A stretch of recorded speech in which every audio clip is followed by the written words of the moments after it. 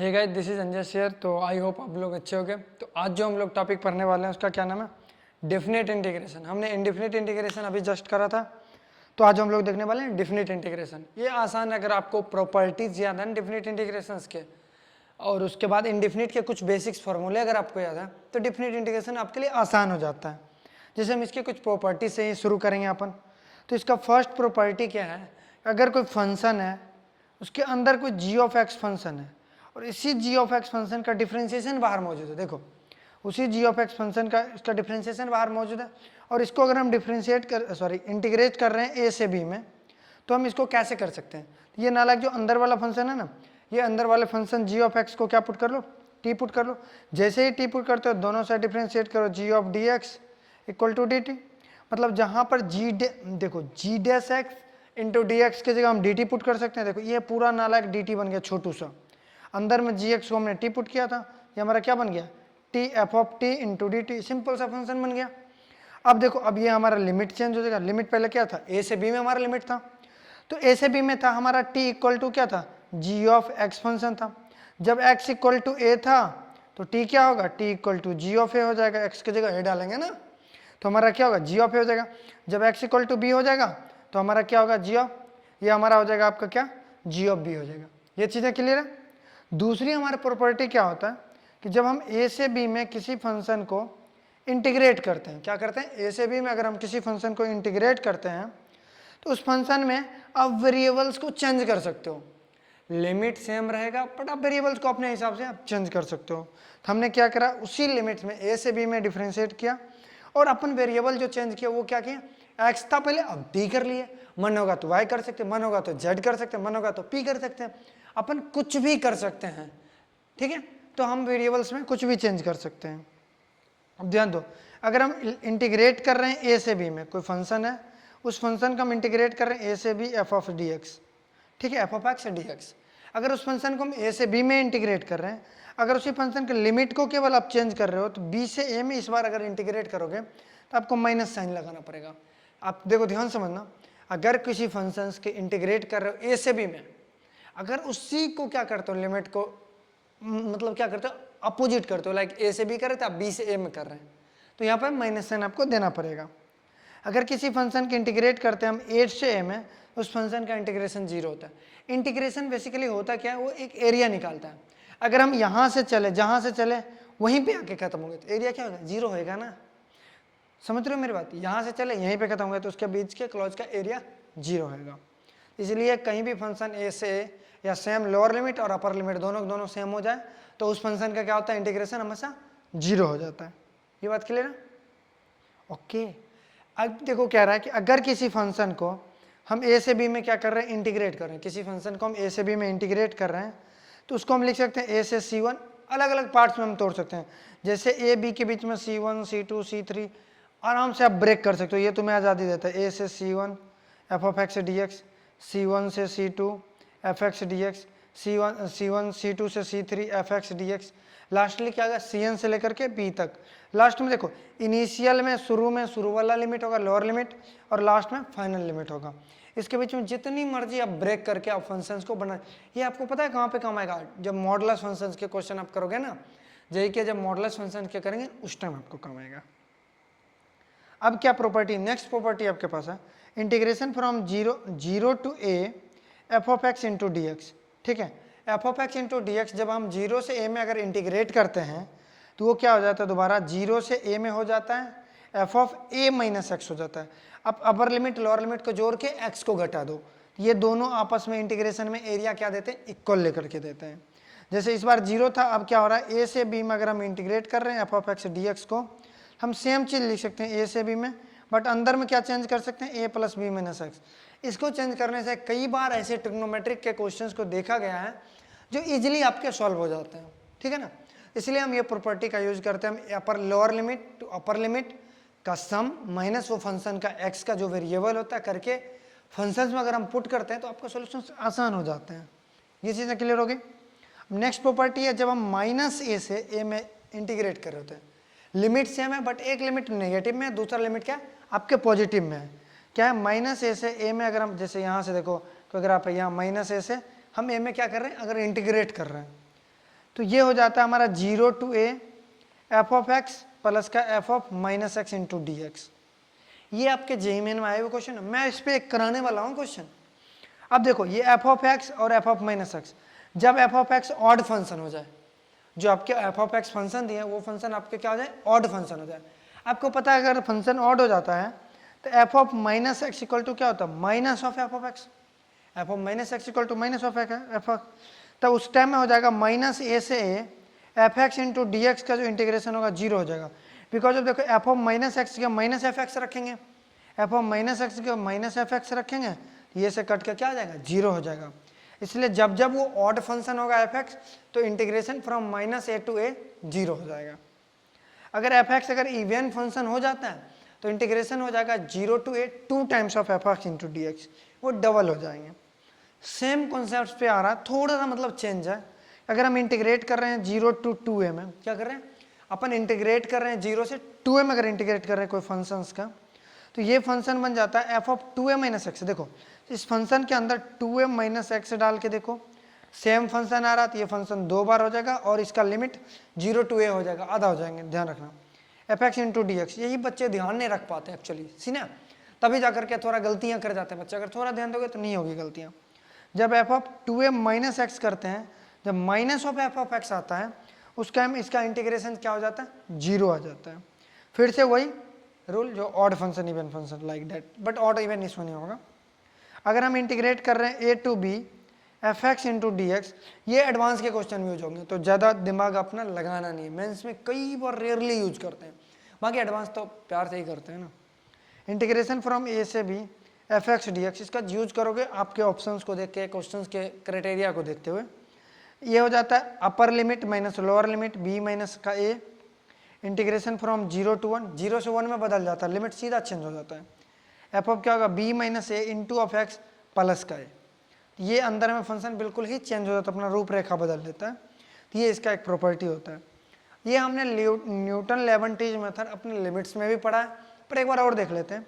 अगर कोई F of x को फंक्शन दिया है कि f1 x से लेकर के f2 x तक जा रहा है और g of t into of D T है, क्या है, g of t into of D T है।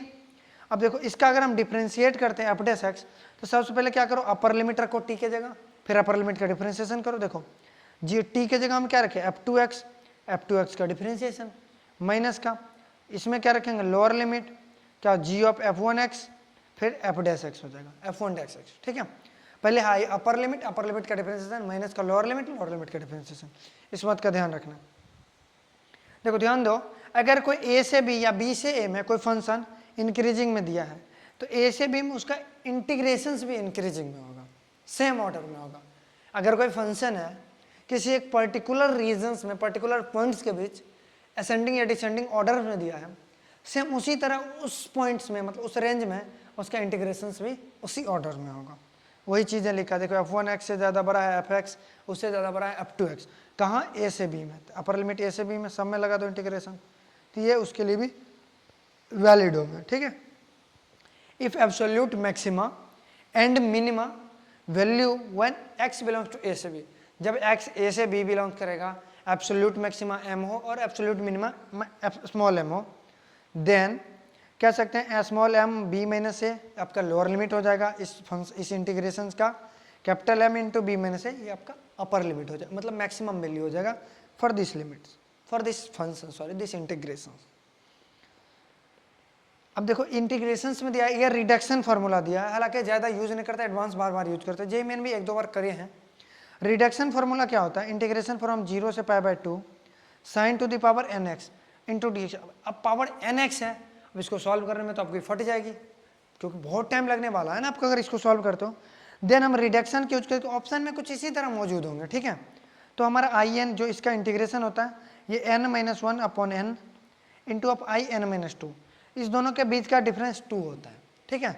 और बीच में क्या लिखा था n-1 अपॉन n, ये चीज़ें आपको क्या रखना है, ध्यान रखना है। ये किसका था, रिडक्शन फार्मूले के थे, ठीक है ना। जो अगला प्रॉपर्टी है कह रहा कि इंटीग्रेशन फ्रॉम 0 से π/2, इंटीग्रेशन कहाँ निकालना है, 0 से हमें π/2 में निकालना है। और साइन का पावर क्या दिया, mx, साइन का पावर अगर mx दिया है इंटू डी एक्स, इसका इंटीग्रेशन जो 0 से π/2 में होगा सेम हो जाएगा इंटीग्रेशन ऑफ cos x का। कॉस का भी पावर एम एक्स या एन एक्स रहेगा 0 से π/2 में, ठीक है ना। अब 2-3 हम आपको प्रॉपर्टीज बोलो या फिर इंटीग्रेशन सॉल्व किया हुआ जिसका आपको वैल्यू कहेंगे बेटा याद रख लो, क्योंकि आपके एग्जाम में आ गए तो आप डायरेक्ट कर सकते हो। बिट सेट जैसे एग्जाम, WB जैसे एग्जाम या फिर कोई VIT जैसे एग्जाम में सीधा पूछता है, बिल्कुल सीधा उठा के डाल देता है।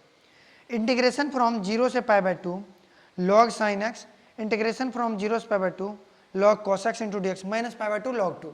ये NCERT का क्वेश्चन है, NCERT में भी एग्जाम्पल्स में दिए हुए हैं, ठीक है। इंटीग्रेशन फ्रॉम 0 से π/2 log sin x, integration from 0 से π/2 log cos x into D x equal to क्या होता है माइनस π/2 log 2। ये रटा हुआ है बच्चों को, और आपको भी रटा हुआ होना चाहिए, ठीक है ना, अगर आपको यही करना है तो। अब इंटीग्रेशन फ्रॉम 0 से π/2 log 10x, इंटीग्रेशन फ्रॉम 0 से π/2 log cot x।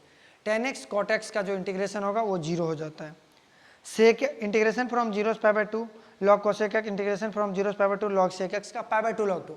देखो sin x इंटीग्रेशन फ्रॉम 0 से π/2 log sin x, integration from 0 से π/2 cos x इक्वल टू क्या होता है माइनस π/2 log 2। इंटीग्रेशन फ्रॉम 0 से π/2 log 10x, इंटीग्रेशन फ्रॉम 0 से π/2 cot 10x sorry cot x into D x equal to क्या होता है 0 होता है। इंटीग्रेशन फ्रॉम 0 से π/2 log cosec x, integration from 0 से π/2 log sec x, ये क्या होता है पॉजिटिव में π/2 log 2, ध्यान रखना।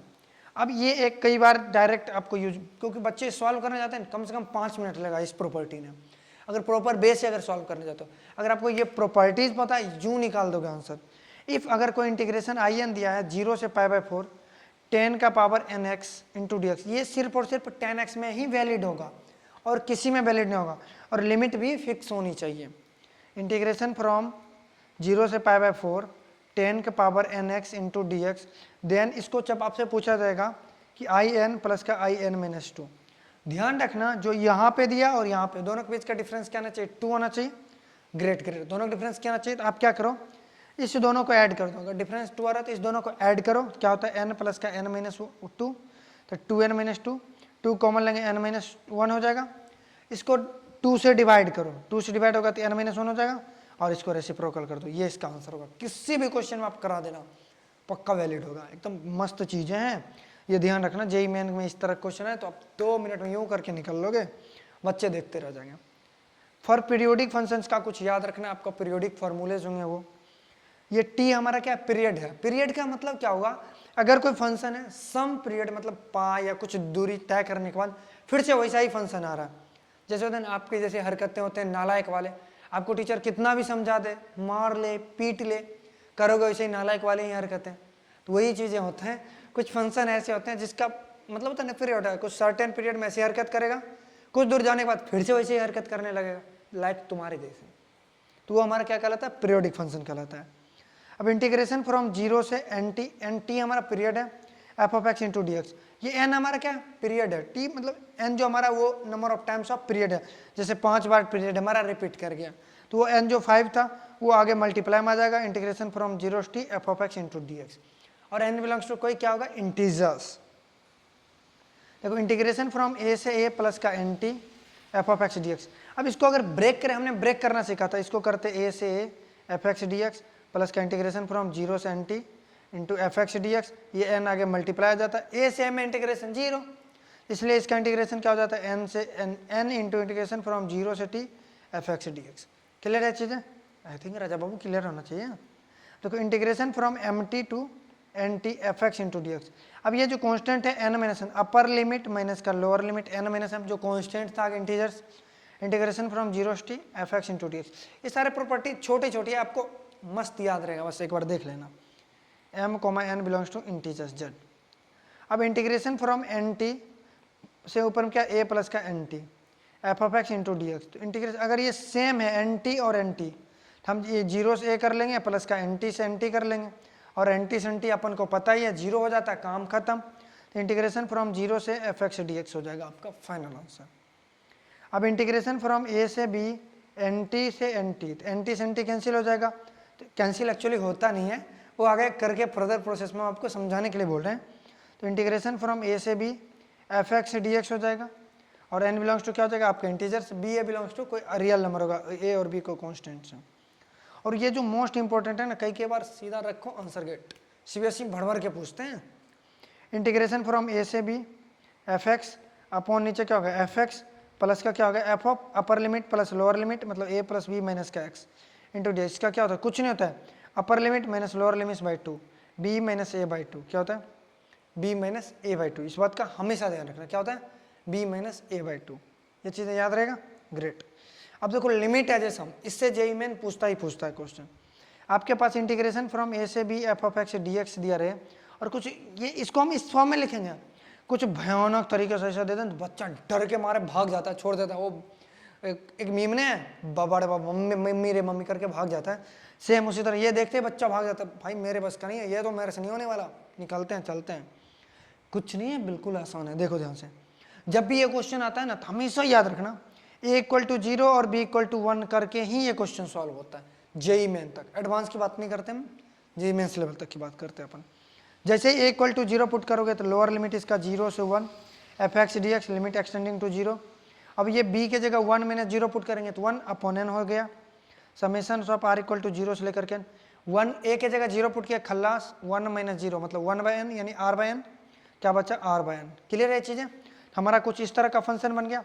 अब ये हमारा इसके इक्वल है तो कुछ ना कुछ तो बात होगा, इसके इक्वल अगर घुमा के लिखे हैं तो जो limit n tending to infinity summation of r equal to 0 to n तक गया था वो समेशन 0 टू 1, ये इंटीग्रेशन बस इतना में ही बदल जाता है। ये नालायक इतना भयानक सा रूप है ना, इंटीग्रेशन की इतना सा रूप देख के काम खत्म। और 1 बाय जो एन होता है ना आपका वो डी एक्स में चेंज हो जाता है और आर बाय एन जो होता है वो हमारा एक्स में चेंज हो जाता है। तो अभी जस्ट इस पे जेई मेन में आए हुए क्वेश्चंस करते हैं जो 2023 में आया है, जरा देखो कैसे करते हैं। हमारे पास क्या है इंटीग्रेशन, इंटीग्रेशन दिया लिमिट, लिमिट एज ए सम दिया, इंटीग्रेशन के बाद में हम चेंज करते हैं। क्या दिया है n प्लस 1 का पावर 1/3, उसके बाद क्या अपॉन नीचे हम क्या दे n का पावर 4/3 प्लस का n प्लस का 2 पावर 1/3 अपॉन n का पावर 4/3 प्लस का डॉट डॉट डॉट क्या दिया, देखो यहाँ 2n दिया है ना, तो देखो दुनिया वाले प्यार से इसको n प्लस n का पावर 1/3 लिख सकते हैं ना, अंदर में n प्लस n 2n हो रहा है आपका, और राजा बाबू कर सकते हैं ना, n का पावर क्या होगा 4/3 हो जाएगा, ये होएगा। तो अब देखो इधर करके जरा देखो limit n tending to infinity, देखो सबके बेस में सेम है, तो एलसीएम लेंगे तो कुछ हमारा इस तरीके से बन जाएगा, क्या बनेगा n का पावर 4/3 बनेगा राजा, ऊपर में क्या होगा n प्लस 1 का पावर 1/3 प्लस का n प्लस 2 का पावर 1/3 प्लस का डॉट डॉट इस तरह से क्या बनेगा n प्लस n का पावर 1/3, ये बनेगा। अगर तुम गौर से देखते हो तो limit n tending to infinity अगर ध्यान से देखते हो तो नीचे n का पावर क्या 4/3 है, अगर n का पावर 4/3 है अपने पास तो हम उसको n इंटू एन का पावर 1/3 लिख सकते हैं, ये हमें आज़ादी देता है लिखने की। n प्लस 1 का पावर 1/3 प्लस का n प्लस 2 का पावर क्या होगा 1/3 plus dot dot dot dot करते क्या होगा n प्लस n का पावर क्या होगा 1/3, ये हो जाएगा। अब ध्यान से देखो ये 1n है ना, इसको हम जरा बाहर कहते हैं आजा बेटा तो बाहर आ जा, क्यों करें बाहर, क्योंकि देखो हमारा जो फॉर्मूला पढ़े थे उसमें एक बाहर बुलाया हुआ था, तो हम जरा कहते हैं आजा बेटा तू बाहर आ जा, limit n tending to infinity 1/n आ जा। अब देखो क्या है, ध्यान से समझना आप चीज़ों को, अगर गौर से समझते हो तो ये n का पावर 1/3 सबका ये हो रहा है, तो हम summation of r equal to 0 से लेकर के n तक करें, क्योंकि देखो r के वैल्यू 0 1 से लेकर के r की वैल्यू 0 नहीं है यहाँ पे, हाँ 0 से लेकर के कहाँ तक जा रहा है, ध्यान से देखना r की वैल्यू 0 से लेकर के कहाँ तक जाता है आपका n तक जाता है, और वो n का वैल्यू क्या होता है देखना n प्लस 1 का पावर 1/3 अपॉन n का पावर n प्लस r का पावर 1/3 n का पावर 1/3, और ये 0 से नहीं जाता, ये कहाँ जाता है 1 से लेकर के जाता है। ये चीज़ें क्लियर हो गया आपके पास, ग्रेट ग्रेट ग्रेट भैया, ओ भाई कहाँ भाग गया, ये चीज़ें क्लियर हो गया आपके पास, गुड गुड गुड। अब ध्यान से समझना कि आखिर हो कैसे रहा है। अब देखो समझो चीज़ों को, अगर हम इस चीज़ों को समझते हैं r इक्वल टू 1 से ले रहा, अब देखो ना ध्यान समझना, जब r इक्वल टू 1 रखोगे तो क्या होगा n प्लस 1 का power n/3 upon n power 1/3 plus का जब n इक्वल टू 2 रखोगे r इक्वल टू 2 तो n प्लस 2 पावर 1/3, इस तरह से n तक जाओगे सारे टर्म्स आ जाएंगे आपके ये। जब ये आ जाएंगे तो जरा देखो कहोगे कि भैया जरा इसको गौर से देखो, तो इस तरह से कुछ लिख सकते हो क्या 1/n summation of r equal to 1 से लेकर के n, इसको क्या करो ना भैया आप अंदर में इसको घुसेर दो ना, अगर दोनों का पावर 1/3 तो अंदर हम इसको डाल सकते हैं। चलो अगर जब डाल सकते हो तो ज़रा ये भी करके हमें दिखा सकते हो, summation of r equal to 1 से n लेकर के 1 से लेकर के कहाँ तक n तक जा रहा है। अगर हम स्पेशली डिवाइड करेंगे तो 1 प्लस का r बाई क्या होगा एन का पावर 1/3। अरे यार ये तो गजब बात है। एन हमें कहाँ तक जा रहा है, इन्फिनिटी तक जा रहा है। आर की वैल्यू जब मिनिमम रखे, देखो ध्यान समझना, ये और ये पोर्शन, ये क्या बनने वाला है, इंटीग्रेशन फ्रॉम जीरो से 1। देखो ये और ये खा गया 0 से 1। और आपको पता है ये हमारा क्या देता है, याद करो, ये हमारा देता है dx देता है। चलो बेटा dx आ जाओ, ठीक है। और आपके पास अब बचा क्या, एक हरा कलर से देखो, अंदर बचा 1 प्लस, और आपको पता है r/n क्या देता है, x देता है पावर 1/3। अब इसको इंटीग्रेट करना कौन सी बड़ी बात है, इसको इंटीग्रेट कर लो, एक तरह से सिंपल x की तरह ट्रीट होगा ना। जरा इसमें पुट कर लो, इंटीग्रेट कर लो पहले, क्या होगा, वह x + 1 का पावर क्या होगा 1/3 प्लस का 1 अपॉन 1/3 प्लस का 1, और लिमिट क्या पुट होएगा, 0 से लेकर के 1 तक लिमिट पुट होएगा। तो हमारे पास x + 1 का पावर क्या हो जाएगा वहाँ ऊपर में 3, 4/3, नीचे क्या होगा 4/3, तो ये 3/4 बन गया। और लिमिट कहाँ से कहाँ पुट होगा, 0 से लेकर के 1, तो 3/4 बाहर कर दो, पहले अपर लिमिट पुट करो, अपर लिमिट पुट करते 2 की पावर 4/3, 1 + 1 माइनस कर लोअर लिमिट पुट करते 1 की पावर 4/3। तो अपने पास क्या गया 3/4 इंटू अब 2 की पावर 4/3 माइनस का 1 पावर कुछ भी लिखो 1 ही होता है ना। फाइनल आंसर हो गया 3/4 इंटू 2 की पावर 4/3 माइनस का 1। देखो कोई ऑप्शन ये है 3/4, हाँ देखो देखो, अच्छा इसको करो, देखो पहला ऑप्शन के थोड़ा इसको मल्टीप्लाई कर दो, तो अगर मल्टीप्लाई करते हैं तो क्या आएगा 3/4 इंटू ऑफ 2 की पावर 4/3 माइनस का 3/4। शायद देखो अपना ए ऑप्शन ही आप आई थिंक आएगा, देखो ए ऑप्शन है ना, यही है, सेम टू सेम है ना।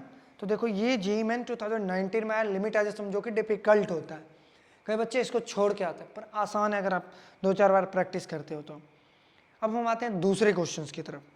दूसरी क्वेश्चन कुछ इस तरह से लिखा हुआ हमारा इंटीग्रेशन, जब लिमिट का क्वेश्चन, अच्छा सॉरी लिमिट मैं बार बार बोल रहा हूँ, जब डेफिनेट इंटीग्रेशन क्वेश्चन दिया ना तो आप आई मान के सॉल्व करो, आई मान के सॉल्व करते हो तो बड़ा आसान से बन जाता है कई बार question. π/2 1/1 plus e to the power क्या sin x into of dx है। तो हमने एक प्रॉपर्टीज पढ़ा है, कौन सा प्रॉपर्टी पढ़ा है, -a f(x) into dx। Integration from 0 से f(x) प्लस का f(-x) इंटू dx। ये प्रॉपर्टी हम लोग बचपन से पढ़ते आ रहे हैं और आज भी पढ़े हैं, तो ज़रा हम इसका यूज भी कर लें ज़रा सा। देखो आई इक्वल टू क्या होगा, इंटीग्रेशन फ्रॉम 0 से π/2 हो जाएगा ना। फंक्शन क्या है 1/f(x) पे लिख रहे हैं 1/1 plus e to the power sin x, ये हमारा प्रॉपर्टी है।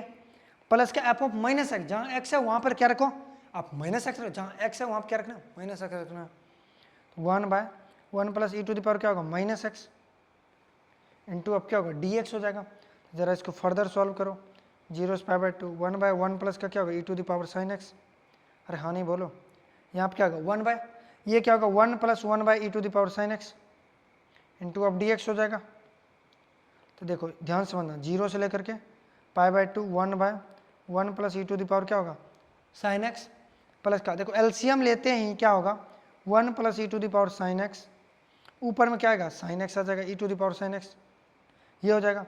अब नीचे फिर से एलसीएम जैसे ही लेते हैं तो देखो क्या मस्त इंटरेस्टिंग चीज़ आ रहा है, 1 plus e to the power sin x, ऊपर में बन रहा है 1 e to the power sin x। ओ भाई साहब देखो कितना आसानी से ये क्या बन गया, ये तो अपने जान त्याग करने के लिए तैयार है। तो हमारा इंटीग्रेशन क्या बन गया फाइनली 0 से π/2 इंटू dx, ये इंटीग्रेशन बन गया। तो ये हमारा x हो गया इंटीग्रेशन dx का। तो ये हमारा क्या होगा 0 से लेकर के π/2, जैसे इसमें रखेंगे π/2 - 0, तो हमारा क्या आ गया फाइनल आंसर π/2। तो i बराबर हमारा π/2 है कोई ऑप्शन, देखो सी। तो इस तरह से जेमन ये भी 20 में आया क्वेश्चन, आप इमेजिन कर सकते हो बच्चे कि 20 में कितना आसान क्वेश्चन पूछते हैं। 21 में भी आसान पूछा है, 21 क्वेश्चन तो मुझे लगता है कई क्वेश्चन तो बताने लायक ही नहीं, बच्चे को तो ऐसे क्लास अगर रेगुलर किया तो कर लेगा। तो आसान पूछते हैं मैथ्स में। हाँ मानता हूँ केमिस्ट्री कंपेयर में थोड़ी लेंदी पेपर बनते हैं, फिजिक्स भी बन रहे, पर मैथ थोड़ा सा ज़्यादा, पर भरोसा रखो खुद पे, 10-15 क्वेश्चन भी आप सही कर लेते हो तो आपका परसेंटाइल एकदम बिल्कुल हाइक कर जाता है। ठीक है, थर्ड क्वेश्चन से देखते हैं, काफ़ी मज़ेदार क्वेश्चन है थर्ड का सॉल्यूशन समझ जाओ जरा।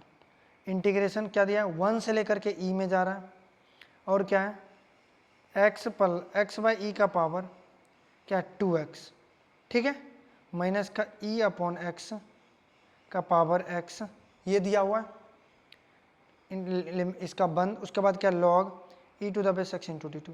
देखो बाहर अगर कुछ फंक्शन आ रहा है सारे ब्रैकेट के बाहर, इसका मतलब अंदर में कुछ ना कुछ टी पुट हो रहा होगा, अंदर में कुछ ना कुछ टी पुट हो रहा होगा। जरा इस क्वेश्चन को थोड़ा सा मॉडिफाइड करो, इंटीग्रेशन इसको लिख सकते हैं एक्स अपॉन ई का पावर एक्स का होल स्क्वायर, ऐसे लिख सकते हैं।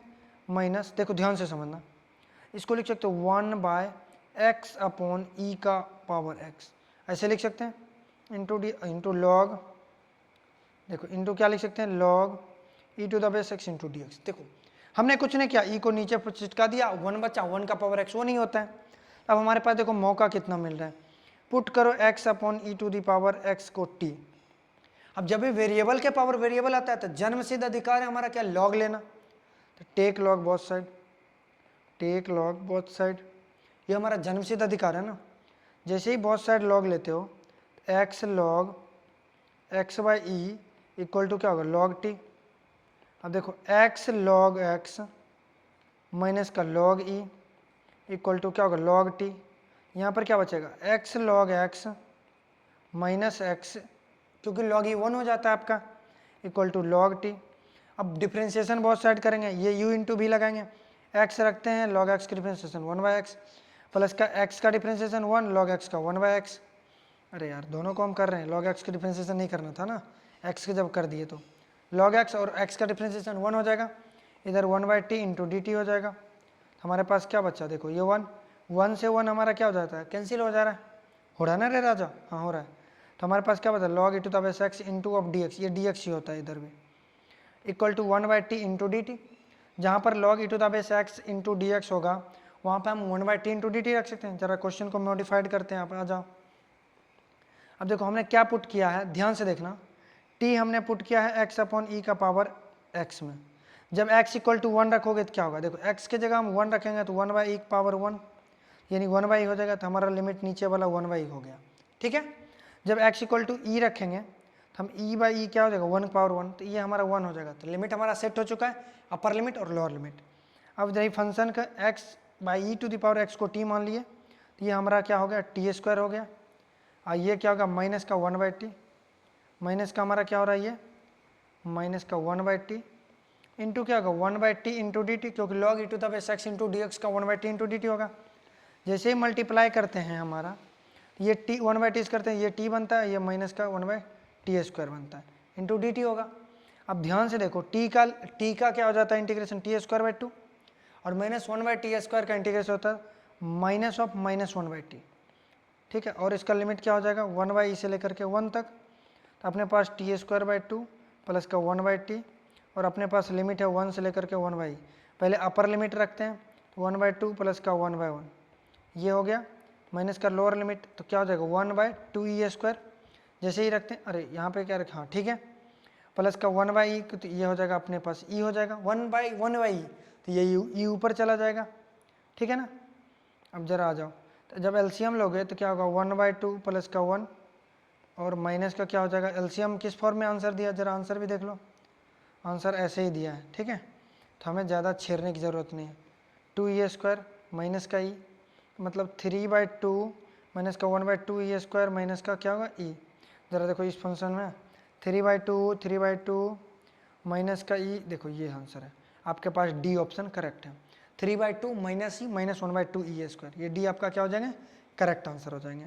तो इस क्वेश्चन देखो ये भी 2019 में क्वेश्चन आया हमारे जेईई के टाइम में। तो इतना ईजी भी बहुत ईजी नहीं है, मैं मानता हूँ थोड़ा सोचना पड़ता है, सब्स्टिट्यूशन क्या करें, तो प्रैक्टिस से आ जाएंगे बाबू, कोई बड़ा बात नहीं है। चलो आ जाओ, अब मैं सॉल्व करता हूँ इस क्वेश्चन को। हमारे पास क्या दिया, I1 इंटीग्रेशन दिया है 0 to 1 minus x to the power 50 power क्या है 100 इंटू डी एक्स, ये हमारे पास I1 इंटीग्रेशन दिया गया है। और हमारे पास I2 इंटीग्रेशन दिया है 0 to 1 minus x to the power 50 power क्या होगा 101 इंटू ऑफ डी एक्स, ये हमारे पास दिया है इंटीग्रेशन। अब देखो ये पावर ज़्यादा है, तुम्हें क्लू मिलना चाहिए, हमें इससे आगे बढ़ना चाहिए, क्योंकि हमें पूछ क्या रहा है, अल्फा 2 अपॉन, ये देखो हमें पूछ रहा है alpha 2 equal to, sorry alpha 2 नहीं यार, I2 equal to alpha times of I1। That means क्या, अल्फा का वैल्यू क्या हो जाएगा I2 बाई I1। अगर I2 बाई I1 अपन निकाल लेते हैं, मतलब अल्फा का वैल्यू निकाल रहे हैं, ग्रेट। अब हमें I2 बाई I1 चाहिए, हमें I2 को सेटल करना पड़ेगा। I2 को जरा देखो, क्या अपन इस तरह से लिख सकते हैं, 101 है तो 1 को हम बाहर करते हैं, टी का पावर क्या होगा 100 इंटू ऑफ डी एक्स, ये रहेगा। अब ध्यान से समझना, अगर हम इसको मल्टीप्लाई करते हैं तो 0 से 1 हो जाएगा, इसको 1 से एक बार इसको मल्टीप्लाई करेंगे 1 इंटू ऑफ एक्स के पावर 50, ध्यान देखो पावर 100 इंटू डी एक्स। अब माइनस का इंटीग्रेशन फ्रॉम 0 से 1 एक्स के power 50 into 1 minus x power 50 power 100 into of D x. इसी को देखो दुनिया वाले प्यार से I1 नाम नहीं दिए, ध्यान से देख लो। तो ये हमारा क्या हो जाएगा, I2 को हम लेकर के आगे बढ़ रहे हैं, ये हमारा I1 आ चुका है, ये माइनस साइन आ चुका है। अब सोचो इसको इंटीग्रेट कैसे करेगा। अब u इंटू वी भी अंदर में integrate, first function second function कैसे लगाएं। अगर इसको फर्स्ट इसको सेकंड मानते हैं तो हमारी ज़िंदगी बीत चुकी होगी, क्योंकि 50 को डिफ्रेंशिएट करते करते भाई साहब ज़िंदगी बीत जाएगी। ज़रा इसको चेंज करने की सोच रहे हैं हम, x को अलग रखो, x के पावर 49, क्योंकि हम इसको t मारेंगे तो इसका डिफ्रेंशिएशन 49 आगे आना चाहिए, इसलिए हमने ऐसा सेट करने की ट्राई कर रहा हूँ। पता नहीं होगा कि नहीं, आई डोंट नो, पर ट्राई कर रहे हैं। पावर 100 इंटू डी एक्स, ठीक है। अब जरा देखो ये वाले फंक्शन को सेकेंड फंक्शन मान लो और इसको क्या मान लो, फर्स्ट फंक्शन मान लो। अब सेकेंड फंक्शन की इंटीग्रेशन पहले कहीं और कर लो जा करके, तो आ जाओ खुपचे में अपन सेकेंड फंक्शन की इंटीग्रेशन करते हैं। एक्स पावर 49, ध्यान रखना इधर कर रहे हैं उधर लेके डायरेक्ट पुट करेंगे, तो ये बताना मत किसी को कि हम इधर किए, ठीक है। पुट करो 1 माइनस एक्स पावर 50 को टी पुट करो, जैसे ही टी पुट करते हो तो minus 50 x power 49 into of D x equal to d t आ जाता है, अपने पास आ जाता है ना। तो हमारे पास x power 49 into D x की जगह क्या आ जाता है, माइनस 1/50 इंटू डी टी। तो नया हमारा इंटीग्रेशन हमारे पास क्या बन के आ जाता है, नया इंटीग्रेशन हमारे पास बन के आ जाता है इंटीग्रेशन फ्रॉम 40, इसके जगह क्या होगा टी के power 100 into minus 1/50 into d T, यही आ जाता है।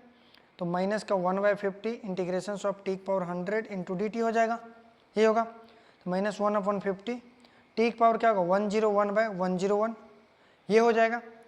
ये हमारे पास 10 ये 1 है, अगर इसको मल्टीप्लाई करते हैं तो क्या होगा माइनस टी की पावर 101 और इसको नीचे मल्टीप्लाई करते हैं 505। ये हमारा इंटीग्रेशन आया सेकेंड फंक्शन का, किसका, सेकेंड फंक्शन का, x power 49 into 1 minus x power 50 power 100 into D X. इसका क्या आया, ये इंटीग्रेशंस आया है, हम डायरेक्ट इसका यूज करने वाले आगे, आ जाओ ठीक है। जरा आ जाओ फर्स्ट फंक्शन सेकेंड फंक्शन, तो I2 इक्वल टू क्या आ गया I1 माइनस का, देखो फर्स्ट फंक्शन का एज इट इज रखो, सेकेंड का इंटीग्रेशन करो। First function as it is का मतलब क्या होता है x, ध्यान रखना फर्स्ट फंक्शन अंदर में क्या होता है एज इट इज होता है लिमिट डालने में, और सेकेंड फंक्शन का इंटीग्रेशन, इसका इंटीग्रेशन अभी अभी हमने किया माइनस 1/5050 इंटू ऊपर में क्या है टी के जगह क्या लिखा है, देखो यहाँ पे ध्यान दो, हमारा आया टी के फॉर्म में, तो माइनस का इसको लिख सकते हैं 1 माइनस एक्स का पावर 50, टी की जगह वैल्यू चेंज कर सकते हैं ना 5050, ऐसा तो कर सकते हैं अपन, तो हम कर रहे हैं, आ जाओ 1 माइनस एक्स पावर 50 पावर 101, ये हमारे पास आ गया first function as it is, second का इंटीग्रेशन माइनस का सेकेंड का फर्स्ट का पहले डिफ्रेंशिएशन, एक्स का डिफ्रेंशिएशन 1 और सेकेंड का इंटीग्रेशन क्या हो जाएगा माइनस का 1 माइनस एक्स पावर 101। अरे राजा बाबू 50 होगा ना, पहले मेरा दिमाग एक स्टेप आगे क्यों चल रहा है, पावर 101 अपॉन क्या होगा 5050 इंटू ऑफ डी एक्स। जरा इसको सॉल्व करो, I2 इक्वल टू क्या होगा I1, ये लिमिट कहाँ से होगा, इसमें 0 से 1 रहेगा लिमिट, जैसे इसमें लिमिट डालोगे ये पूरा टर्म 0, जब 1 डालोगे तो ये नालायक 0 करेगा, मल्टीप्लाई में सारा 0, जब 0 डालेंगे तो ये खत्म कर देगा, तो यहाँ पर क्या आएगा 0, ये माइनस, देखो माइनस माइनस ये प्लस बनेगा और ये माइनस फिर से जाके माइनस बना देगा, तो माइनस बनेगा और कांस्टेंट को तुम अगर बाहर करते हो 5050, तुम्हारा इंटीग्रेशन बन क्या रहा 0 to 1 minus x to the power 50 power 101 into of D x. अरे यार ये तो कुछ चीज़ें हमें दिख रहा है इतना दूर, ये चीज़ क्या दिख रहा है, चलो देखो देखो ऊपर आ जाओ, I2 का वैल्यू क्या दिया है रे राजा बाबू, I2 का वैल्यू वही दिया है, इसका मतलब वो I2 है, तो हमारे पास क्या आ चुका I2 equal to I1 minus का 0 माइनस का 1/5050 इंटू ऑफ I2, तो हम कह सकते हैं I2 equal to I1 minus का I2/5050। अब इसको हम लेफ्ट साइड लेकर के आ जाते हैं, किसको लेफ्ट साइड लेकर के आ जाते हैं, क्या होगा I2 माइनस का हो जाएगा प्लस का हो जाएगा I2/5050 इक्वल टू I1, ये हो जाएगा। अब I2 अगर हम कॉमन ले रहे हैं तो 1 प्लस क्या होगा 1/5050 इक्वल टू क्या होगा I2 अपने पास हो जाएगा। अब एलसीएम सॉरी ये इधर क्या हो गया रे राजा बाबू, ये I1 होगा ना, हम सबको I2 लिख रहे हैं, देख रहे हो इतनी जल्दी में। I2 इक्वल टू क्या हो जाएगा, देखो 5050 plus 1 upon 5050 equal to I1। हमें चाहिए क्या, I2 अपॉन I1, तो I2 upon I1 equal to क्या होगा, ये पलट के जाएगा जैसे 5050 अपॉन 5051, और I2 by I1 he alpha होता है, क्या होगा 5050 अपॉन 5051। तो ये हमारा हो जाएगा फाइनल आंसर, क्या हो जाएगा अल्फा 5050 अपॉन 5051। देखो अल्फा की वैल्यू है कोई ऑप्शन, 5050, देखो सी हमारा करेक्ट आंसर हो गया। तो आई होप ये क्वेश्चन आपको समझ आया होगा। इस टॉपिक जो डेफिनेट इंटीग्रेशन है ये आपको समझ आया होगा, इस पे बेस्ड क्वेश्चन जो हमने कराया होगा। अगर ये आपको अच्छा लग रहा तो प्लीज़ लाइक करो, शेयर करो, सब्सक्राइब करो, अपने दोस्तों के बीच फैलाओ। और आपको 25 से पहले हम एरिया भी कराने वाले हैं, डिफरेंशियल इक्वेशन भी कराने वाले हैं, तो आप देखते रहो वीडियोज। और आपको पक्का जेईई मेन में ये इतना कर लेते हो ना, फॉर्मूला इससे बाहर कोई नहीं आने वाला, तो इसलिए प्लीज़ इसको देखो। और जेईई मेंस पहले हम 2-3 टॉपिक्स और करवा देंगे आपको। तब तक के लिए सी या बाय, गुड डे।